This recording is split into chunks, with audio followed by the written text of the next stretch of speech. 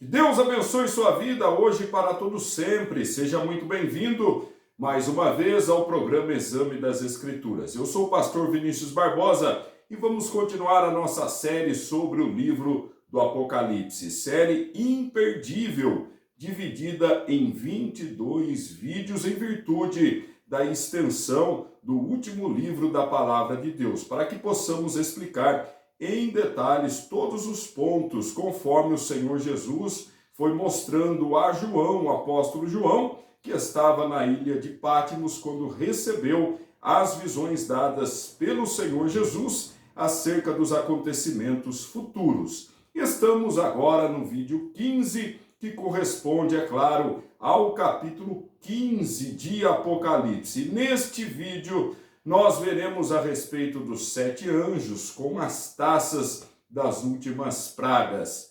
Também falaremos a respeito dos remidos, que entoam 2 cânticos, o cântico de Moisés e também o cântico do Cordeiro. Lembrando que no vídeo anterior nós falamos sobre o Cordeiro e os seus remidos reunidos no Monte Sião celestial. Também tratamos sobre 3 anjos que proclamam os juízos de Deus e a respeito da ceifa e a vindima. É importante salientarmos que neste capítulo 15 e também no próximo, nós veremos a respeito dos últimos juízos divinos sobre a terra, que são simbolizados por 7 taças, as quais serão derramadas durante a grande tribulação. A essa altura, a igreja já foi raptada pelo Senhor Jesus na primeira fase do arrebatamento, antes do período de 7 anos de tribulação e grande tribulação, conforme já vimos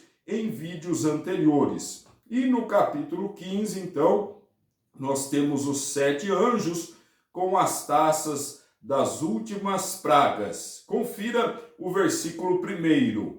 E vi outro grande e admirável sinal no céu, 7 anjos que tinham as 7 últimas pragas, porque nelas é consumada a ira de Deus. Nós já vimos os 7 selos, as 7 trombetas, e agora abrindo-se o último ciclo de pragas, de 7 pragas, das 7 taças, e é consumada a ira de Deus. É chegada a hora da ira de Deus, desse novo ciclo que é mais intenso, que é pior do que os anteriores. E os 7 anjos com as taças das últimas trombetas, eles dão aí o início à última série de juízos divinos sobre a terra. E também a população restante do planeta enfrentará juízos piores do que os anteriores.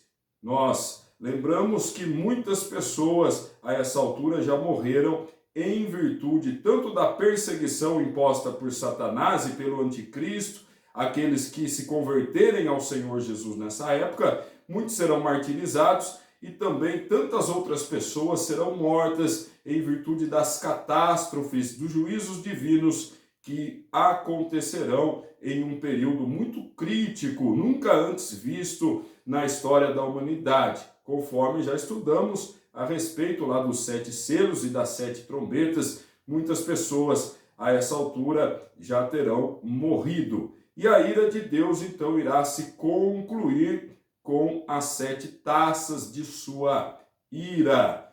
E João viu um mar de vidro misturado com fogo, e também os salvos que saíram vitoriosos da besta. Veja o versículo 2, a parte A primeiro.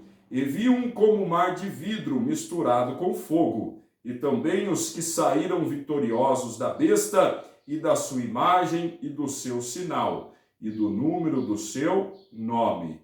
Daqui a pouco nós vamos falar sobre esses simbolismos, o que é o mar de vidro misturado com fogo e estes que saíram vitoriosos da besta. Quem são essas pessoas? O versículo continua na parte B, que estavam junto ao mar de vidro e tinham as harpas de Deus. Então, pessoas ali com harpas de Deus junto ao mar de vidro, e o mar de vidro, conforme nós lemos, misturado com fogo, e pessoas que saíram vitoriosas da besta. Vamos entender tudo isso.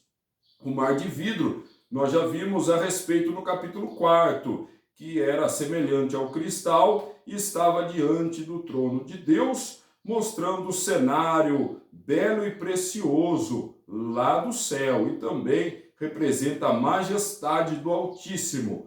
O mar de vidro pode representar também a igreja glorificada e as nações celestiais. E ele se remete ao grande livramento de Israel ao cruzar o Mar Vermelho para escapar da ira de Faraó e dos egípcios, lá nos dias de Moisés, no Antigo Testamento. E o Mar de Vidro, durante a grande tribulação, as pessoas que se converterem a Cristo serão salvas como pelo fogo, porque o Mar de Vidro é misturado com fogo. É essa representação vista pelo apóstolo João. As pessoas que se converterem durante a grande tribulação serão perseguidas severamente pelo anticristo, pelos agentes de Satanás. Então elas serão salvas aí em meio aos juízos divinos que estarão sendo derramados sobre a terra, diante da fúria de Satanás e de seus agentes. Então serão salvos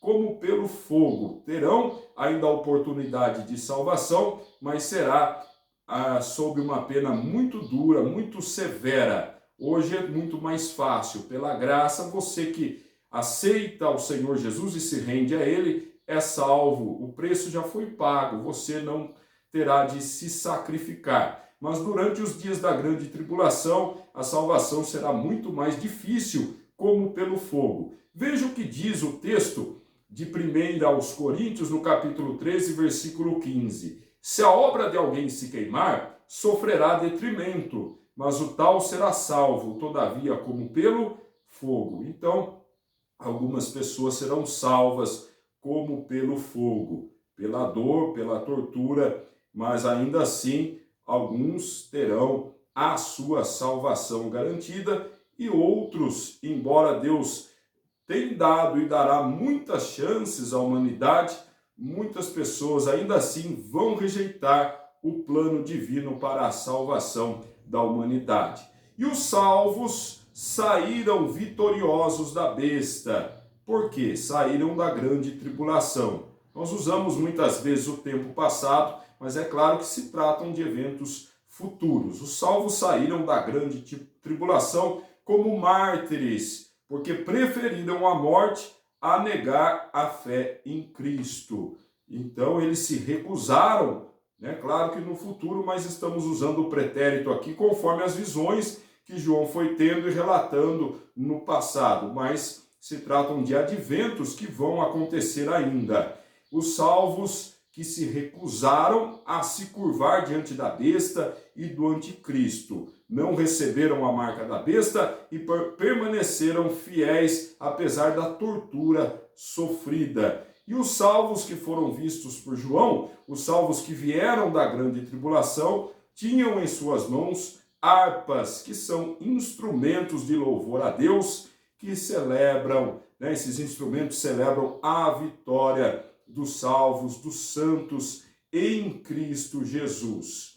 Depois, no céu, entoados dois cânticos, o cântico de Moisés e o cântico do Cordeiro, que são cânticos de vitória e de redenção.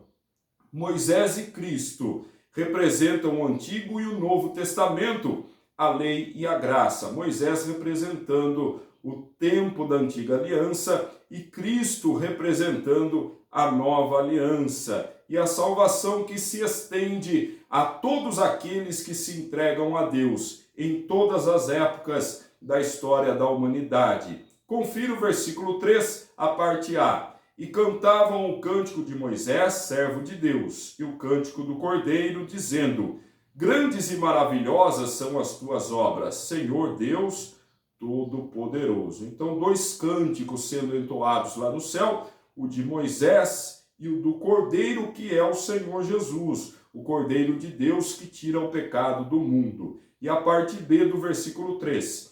Justos e verdadeiros são os teus caminhos, ó Rei dos santos. Muito bem, louvor a Deus. Agora as pessoas já reunidas lá no reino dos céus, os salvos reunidos diante de Deus, entoando cânticos de vitória e de agradecimento ao Senhor e de reconhecimento de sua realeza, de sua grandiosidade, de seu poderio também. O cântico de Moisés é um cântico de vitória, também lembrando que os hebreus venceram no Egito pelo sangue do Cordeiro, que foi colocado nos umbrais das portas de suas casas. Lembrando que o espírito da morte não entrou, nada pôde fazer naquelas casas, nas famílias que tinham em suas portas o sangue do Cordeiro, nos dias de Moisés. Tudo isso apontando para Cristo, que é o verdadeiro Cordeiro de Deus, que tira o pecado do mundo. E o cântico do Cordeiro, o cântico em louvor ao Senhor Jesus, é um cântico de redenção. Os santos da grande tribulação venceram Satanás, o anticristo e o falso profeta, pelo sangue do Senhor Jesus Cristo. E todas as nações se prostrarão diante de Deus. É o que afirma o versículo 4. Quem te não temerá, ó Senhor, e não magnificará o teu nome? Porque só tu és santo. Por isso todas as nações virão e se prostrarão diante de ti, porque os teus juízos são manifestos.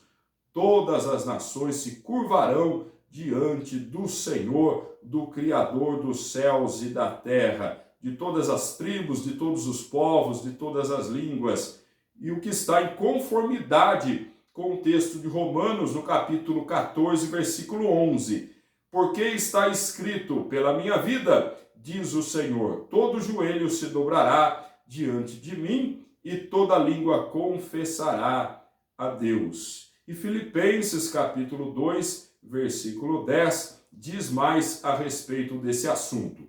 Para que ao nome de Jesus se dobre todo o joelho dos que estão nos céus e na terra e debaixo da terra. Todo joelho, todas as pessoas irão um dia se curvar diante de Cristo Jesus, diante do Pai, diante do Deus Altíssimo. O versículo 11 complementa: e toda língua confesse que Jesus Cristo é o Senhor, para a glória de Deus Pai. E tudo que está na Bíblia há de se cumprir. A palavra de Deus é inerrante, infalível. E depois foi aberto o templo, lá do tabernáculo, o santuário se abriu no céu, dando início à última parcela dos juízos de Deus. Confira o versículo 5. E depois disto, olhei, e eis que o templo do tabernáculo do testemunho se abriu no céu. Olha só, então o santuário se abriu no céu. E veja o que mais aconteceu. Aí os 7 anjos, vestidos de linho puro e resplandecente, com as últimas pragas, saíram do santuário de Deus. Veja o versículo 6. E os 7 anjos que tinham as 7 pragas saíram do templo, vestidos de linho puro e resplandecente, e cingidos com cintos de ouro pelo peito. Então, os 7 anjos que estavam aguardando o momento propício para o início do terceiro ciclo de pragas sobre a terra. E estes anjos foram liberados pelo Senhor e estavam trajando vestidos de linho puro e resplandecente e cingidos com cintos de ouro pelo peito. Vamos entender tudo isso. Então, os 7 anjos vestindo, com vestidos de linho puro e resplandecente. Isso remete à vestimenta sacerdotal do Antigo Testamento. Os sacerdotes também se trajavam com vestidos de linho puro. Isso também evidencia a santidade dos juízos divinos, que por meio de 7 anjos, os quais executam a ira de Deus e também atuam como sacerdotes do Deus Todo-Poderoso. E os 7 anjos, com as 7 últimas pragas, saíram do templo com autoridade para executarem os juízos divinos das 7 taças, conforme a liberação de Deus quando o santuário foi aberto. Então é o momento do último ciclo de pragas sobre a terra. E também o texto bíblico diz que um dos 4 animais deu aos 7 anjos as 7 taças da ira de Deus. Versículo 7. E um dos 4 animais deu aos 7 anjos 7 salvas de ouro, ou seja, 7 taças de ouro foram dadas, por um dos 4 animais aos 7 anjos que foram liberados do santuário lá do céu. E as 7 taças cheias da ira de Deus que vive para todo o sempre. Então esses 4 animais, conforme nós já vimos também, representam toda a criação de Deus e são executores da justiça divina. Eles entregam aos 7 anjos as 7 últimas pragas que serão derramadas sobre a terra durante a grande tribulação. Depois disso, o templo enche-se da fumaça, a fumaça que simboliza a glória de Deus e também o seu poder. Versículo 8. E o templo encheu-se com a fumaça da glória de Deus e do seu poder. Então, a fumaça simbolizando tanto a glória de Deus como o seu poder. E ninguém podia entrar no templo até que se consumassem as 7 pragas dos 7 anjos. E também a fumaça mostrando ali a presença de Deus, a presença de Deus que está sobre toda a terra e que preenche o seu santuário, o seu tabernáculo.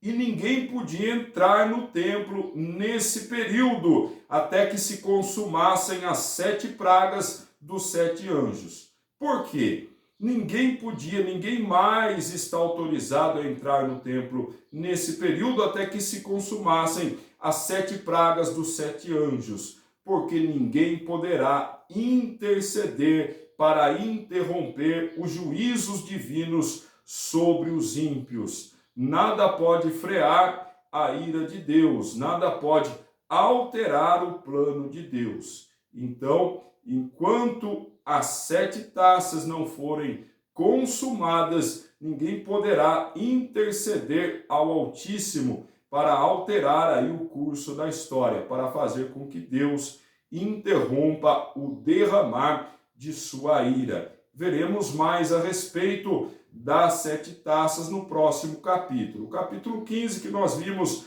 é curto, apenas com 8 versículos. No próximo vídeo, no qual falaremos sobre o capítulo 16, veremos a respeito, aí com detalhes, dos 7 anjos que derramam as 7 taças da ira de Deus. Que você acompanhe a nossa série sobre o Apocalipse de seu início até o final, que confira também outros vídeos disponibilizados no canal Exame das Escrituras. Cresça em graça, em conhecimento e em sabedoria. Que Deus abençoe sua vida hoje e eternamente, em nome de Jesus.